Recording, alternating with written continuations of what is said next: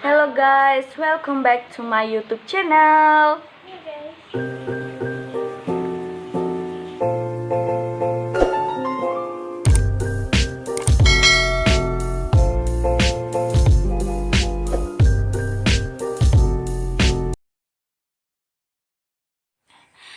Jadi video ini dibuat untuk memenuhi salah satu tugas mata kuliah Etika Bisnis dalam Islam. Dosen pengampu Teddy Arman. Aku dari kelompok 4 yang beranggotakan Ahmad Pari Ramadan dan juga saya sendiri yaitu Pinda Wahyunita. Judul materi ini adalah macam-macam etika bisnis barat. Langsung saja cus kita ke penjelasan.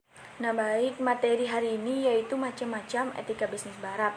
Ada 4 poin yang akan disampaikan di dalam macam-macam etika bisnis barat ini. Yang pertama itu prinsip utilitarianisme, yang kedua prinsip universalisme, yang ketiga apa saja yang dimaksud dengan prinsip hak-hak, lalu yang keempatnya bagaimana mekanisme etika bisnis barat. Langsung saja ke poin pertama yaitu prinsip utilitarianisme. Utilitarianisme ini adalah suatu teori dari etika normatif yang menyatakan bahwa suatu tindakan yang patut adalah yang memaksimalkan penggunaan atau utility. Nah, biasanya didefinisikan sebagai memaksimalkan kebahagiaan dan mengurangi penderitaan. Etika utilitarian ini adalah sebuah teori etika yang dikemukakan oleh David Hume pada tahun 1711 sampai 1770 dan dirumuskan juga secara definitifnya oleh Jeremy Bentham dan John Stuart Mill pada tahun 1806 sampai 1873 dan juga para pengikutnya pada waktu itu. Prinsip utilitarianisme ini mengatakan bahwa manusia wajib berusaha untuk selalu menghasilkan kelebihan akibat-akibat yang baik yang sebesar-besarnya terhadap akibat-akibat buruk apabila kita bertindak. Nah, artinya seperti ini.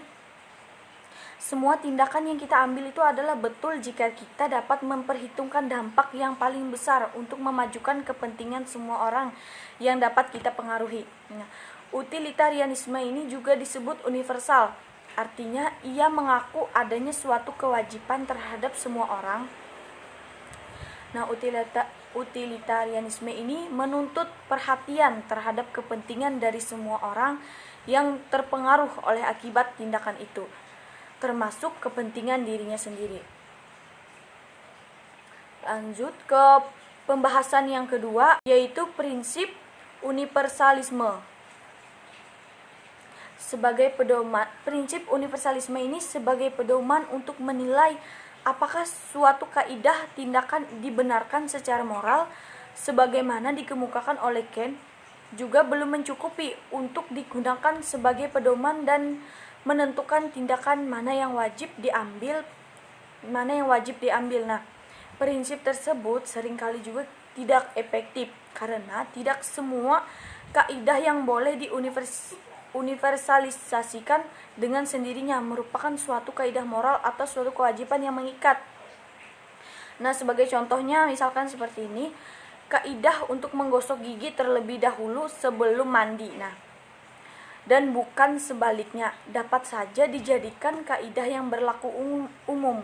Tetapi kaidah itu bukanlah kaidah moral yang bukan merupakan suatu kewajiban yang mengikat. Nah, mengikat setiap orang. Nah, kita bisa saja memulainya dengan bagian yang lain dahulu, tidak harus menggosok gigi terlebih dahulu. Nah,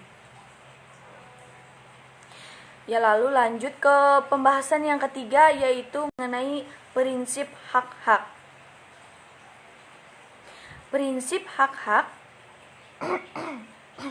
secara umum, hak merupakan status kepemilikan seseorang atas sesuatu benda. Nah, jadi sesuatu benda, jasa maupun karya cipta intelektual. Nah, orang merasa berhak oleh karena ia merasa memiliki.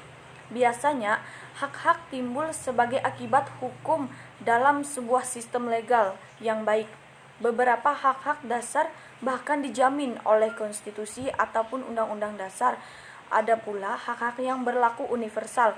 dan dijamin oleh dunia internasional di bawah peraturan Perserikatan Bangsa-Bangsa atau PBB, seperti hak asasi manusia atau HAM, serta hak-hak moral lainnya seperti hak untuk tidak disiksa, hak untuk bebas menyampaikan pendapat, dan lain-lainnya. Nah, hak ini didasarkan atas sudut pandang seseorang atau individu dan berbeda dengan pemikiran utilitarianisme yang mementingkan masyarakat luas.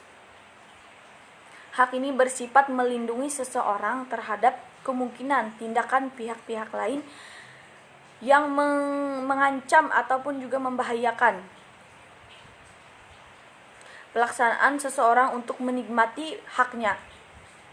Itulah mengenai prinsip hak-hak. Lanjut ke mekanisme etika bisnis barat.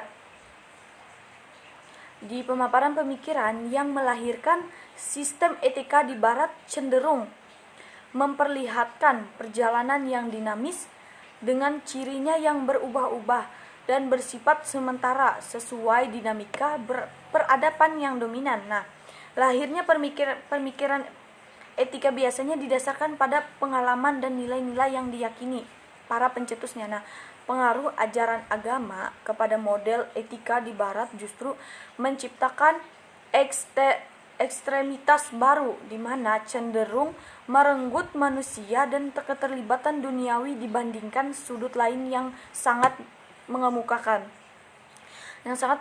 rasionalisme dan juga keduniawian. Nah, dalam sistem etika barat ini ada 3 teori. Yang pertama itu yang akan dibahas, ada 3 teori yang akan dibahas. Yang pertama teleologi, yang kedua deontologi, dan hibrid. Kawan-kawan bisa membaca di dalam makalah apa saja itu teologi, deontologi, dan hibrid. Nah, sekian yang dapat saya sampaikan. Wassalamualaikum warahmatullahi wabarakatuh. Semoga bermanfaat.